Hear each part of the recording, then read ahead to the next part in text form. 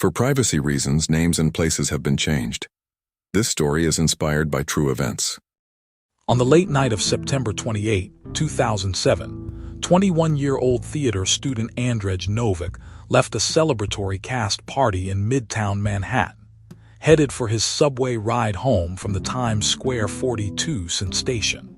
He never arrived. Despite an extensive, city-wide investigation, Andrzej vanished without a trace from one of the busiest transit hubs on Earth, last seen descending its labyrinthine stairs. For 10 agonizing years, his family lived with unbearable uncertainty, clinging to the fading hope of resolution, grappling with the silent, unanswered question of his fate within New York's vast underground. Then, in 2017, a startling discovery was made deep within the forgotten passages of the subway system. A long-deactivated MetroCard, a fragile relic found inexplicably locked away in an abandoned employee locker. This is the complete investigation into what happened to Andrzej Novick, a promising young life swallowed by the city's relentless depths. Before we continue, let us know where you're watching from, and if you enjoy this content, consider liking and subscribing to our channel. Now let's continue. Manhattan in 2007 pulsed with an relentless energy, a city that never truly slept, its rhythm echoing through the concrete canyons and deep beneath the bustling streets. It was a place where dreams were chased with fervent ambition, a vibrant backdrop for countless stories, some of which would tragically remain unfinished. Among the millions who navigated its intricate landscape was Andrzej Novick, a 21-year-old theater student. Andrzej was a young man brimming with artistic spirit, his days filled with rehearsals and the camaraderie of fellow performers, his nights often culminating in the boisterous celebrations typical of the creative world. He possessed the youthful optimism that defined many who sought their fortune in New York's competitive art scene, his future seemingly bright and unbound. The evening of October 12, 2007, began like many others. Andrzej had attended a midnight cast party, a traditional gathering to mark the end of a successful run or the beginning of a new production. The air was thick with laughter, shared anecdotes, and the clinking of celebratory glasses. As the early hours of the morning approached and the revelry began to wane, Andrzej made the decision to head home. The last train from the Times Square 42 station was his usual route, a familiar journey through the city's subterranean arteries. His friends, still lingering outside the party venue, watched as Andrzej descended the broad, concrete steps leading into the subway station, a fleeting silhouette swallowed by the bright, artificial glow of the entrance. It was a mundane act, a common farewell in a city where public transit was the lifeline. But Andrzej Novick never emerged from the depths of that station. He simply vanished. One moment he was a visible presence, a young man embarking on a routine commute. The next he was gone, absorbed without a trace into the vast, complex underground system of New York City. The initial confusion among his friends quickly morphed into a profound alarm. The stage manager, Paloma Ree, who had shared a final conversation with Andrzej just moments before he left, was among the first to realize the unsettling truth. Andrzej had not made it home. He had not called. He had simply disappeared, leaving behind only the echo of his last footsteps on the subway stairs. The realization settled heavy and cold, transforming a night of celebration into one of growing dread. The growing dread that settled upon Andrzej Novick's friends quickly translated into urgent action. Within hours of his failure to return home, a missing person report was filed with the New York City Police Department. The initial response was swift, driven by the immediate concern for a young man who had seemingly vanished into thin air from one of the city's busiest transit hubs. Detectives were assigned to the case, initiating what would become a protracted and frustrating investigation. Early efforts focused on retracing Andrzej's last known movements. His friends, particularly stage manager Paloma Ree, provided detailed accounts of the cast party, Andrzej's mood, and the precise moment they last saw him descending the subway stairs. Interviews were conducted with every individual who had interacted with Andrej that evening, attempting to unearth any peculiar detail, any uncharacteristic behavior that might offer a clue. Simultaneously, police began a meticulous search of the Times Square 42 station and the adjacent subway lines. Every platform, every stairwell, every accessible nook and cranny was scoured, but yielded no sign of Andrej or any indication of what might have befallen him. Security footage from 2007, while not as ubiquitous or high-definition as modern systems, was painstakingly reviewed, but the sheer volume of pedestrian traffic and the limitations of the cameras offered no clear visual of Andrej beyond his initial descent. The lack of concrete evidence was immediate and disheartening. There was no body, no ransom demand, no eyewitness account of foul play, and no indication that Andrej had chosen to leave on his own volition. The vast, complex subterranean world of the New York City subway, with its countless exits, hidden passages, and overwhelming daily ridership, proved an exceptionally challenging environment for a search. What began as a focused effort soon dissolved into a frustrating series of dead ends. As days bled into weeks, the initial flurry of police activity gradually diminished. The hope for a swift resolution began to wane, replaced by a growing despair among Andrej's family and friends. The case, devoid of any discernible leads, quickly transitioned from an active search to a perplexing mystery, a name on a missing persons file that grew colder with each passing day. The initial flurry of activity surrounding Andrej Novik's disappearance, though intense, could not sustain itself against a wall of silence. Every lead, every potential avenue of inquiry had led to a dead end. The meticulous review of what limited security footage existed for the Times Square 42 station in 2007 offered no definitive image of Andrej beyond his entry into the subway system. Interviews with friends, castmates, and even casual acquaintances yielded no credible alternative theories or hidden conflicts. There was no evidence of foul play, no indication of a planned departure, and no trace of Andrej himself. The sprawling, anonymous nature of New York City, particularly its subterranean labyrinth, proved an insurmountable obstacle for the early investigation. Despite the diligent efforts of the NYPD, the case, lacking any tangible clues or a clear direction, inevitably stalled. The active search transitioned into a dormant file. Weeks bled into months, each passing day deepening the void left by Andrej's absence. The urgent appeals for information dwindled from daily news items to occasional anniversary reminders. For his family, the agony of not knowing became a constant, gnawing presence. The hope for his safe return gradually gave way to a desperate longing for any answer, however grim. The police unit initially assigned to Andrej's case found their resources redirected to newer, more active investigations. Yet his file remained, a stark reminder of an unsolved mystery. It sat among countless others in the cold case archives, a testament to the perplexing nature of urban disappearances.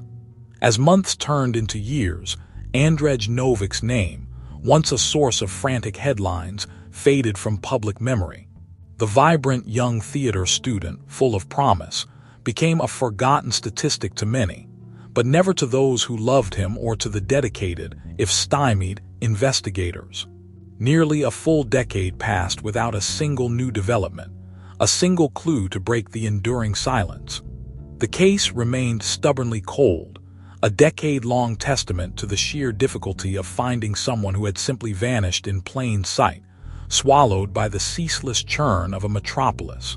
The file was periodically reviewed, its pages growing yellowed with time, each re-examination confirming the frustrating lack of progress. The absence of answers created a profound, haunting void. Was Andrej the victim of a random act of violence in the chaotic confines of the subway? Had he suffered an accident, perhaps falling onto the tracks or into some forgotten service shaft? Or, against all indications from his friends, had he chosen to disappear, to start a new life away from his old one?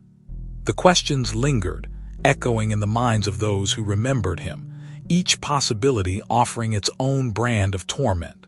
Without a body, without a witness, without a single piece of evidence to guide them, the truth of Andrzej Novik's fate remained elusive, locked away somewhere in the hidden depths of New York City, a mystery that seemed destined to remain unsolved forever. 10 years had passed since Andrzej Novik vanished into the subterranean maze of Times Square. A decade of silence, of unanswered questions, had settled over the case, hardening it into an intractable mystery. Yet the relentless churn of the city, oblivious to individual tragedies, continued its daily rhythm. On a Tuesday in late 2017, a routine task undertaken deep within the sprawling Times Square 42 station would unexpectedly shatter that silence, igniting a flicker of hope where only despair had resided. MTA maintenance crews were undertaking a long-overdue clear-out of abandoned employee lockers in a seldom-visited section of the station's lower levels. These steel compartments, relics of a bygone era, had accumulated decades of forgotten personal effects, left behind by workers who had moved on, retired, or simply forgotten their contents. The task was mundane, dusty, and largely uneventful, a necessary chore in the upkeep of an aging, vast infrastructure. One particular locker, its number faded and its lock long since rusted open, stood out only for the sheer accumulation of grime on its interior shelves. As a worker systematically emptied its contents, sifting through old uniforms, forgotten tools, and outdated schedules, his hand brushed against a small, rectangular piece of plastic.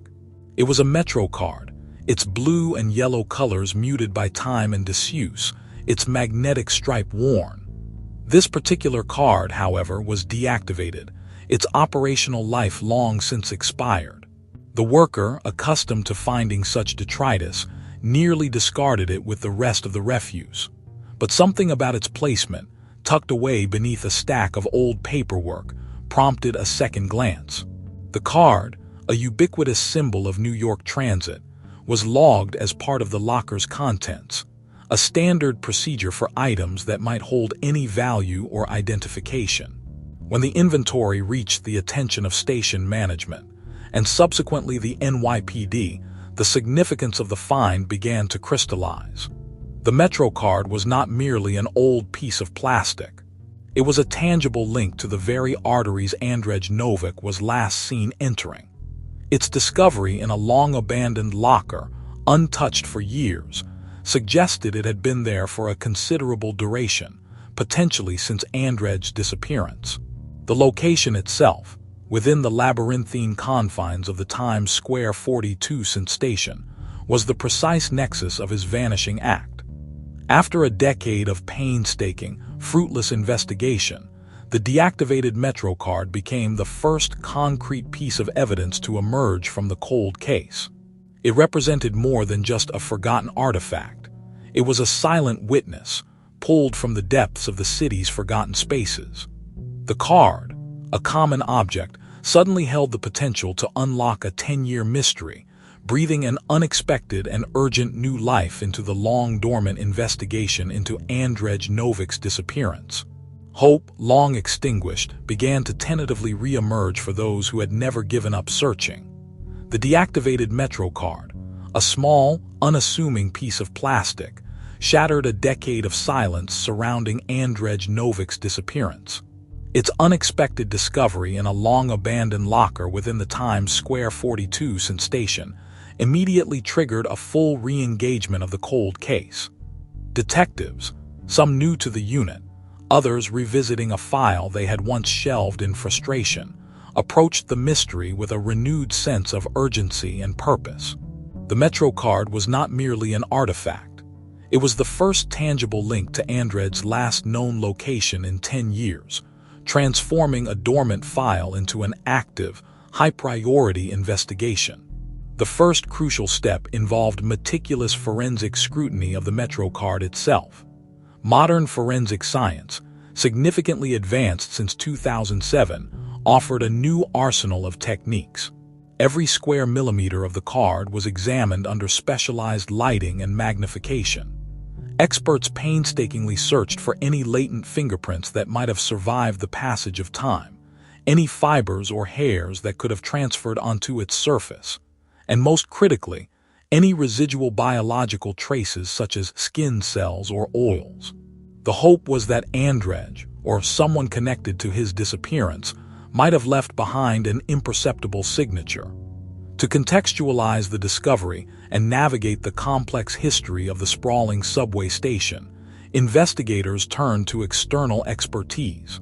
They consulted with Big Mike Caruso, a veteran MTA cleaner who had worked in the Times Square 42 station for decades. Caruso possessed an encyclopedic, if informal, knowledge of the station's hidden corners, its employee locker systems from various eras, and the practicalities of its daily operations a decade prior. His insights into forgotten maintenance bays, seldom used passages, and the routines of past employees proved invaluable. Simultaneously, transit historian Lyle Brenner was brought in. Brenner, with his access to archived blueprints and historical records, offered a comprehensive understanding of the station's architectural evolution, its original service layouts, and how various sections had been reconfigured or even sealed off over the years. His historical perspective provided crucial spatial context, highlighting areas that might have been overlooked in previous searches. The task of extracting meaningful clues from a decade-old piece of plastic was akin to finding a needle in a vast, subterranean haystack. The challenges were immense. Environmental factors could degrade evidence, and the sheer volume of human traffic through Times Square made contamination a constant concern. Yet the potential of modern forensic technology, combined with the specialized knowledge of individuals like Caruso and Brenner, offered a glimmer of hope.